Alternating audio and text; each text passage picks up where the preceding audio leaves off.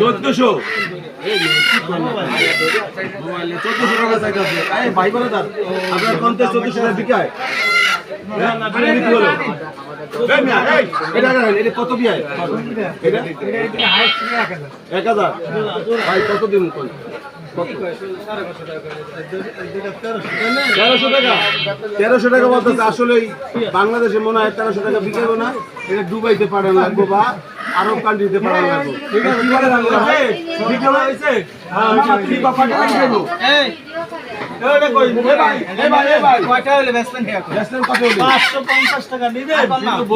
মুরগির দাম বেশি মনে হচ্ছে। এই লোক এখন দিন কত ভাই? একদম কত দিন? 1200 টাকা একদম। আমি দিন কত? 900।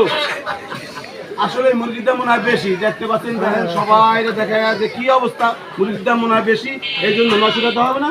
আচ্ছা 1000ই হইব।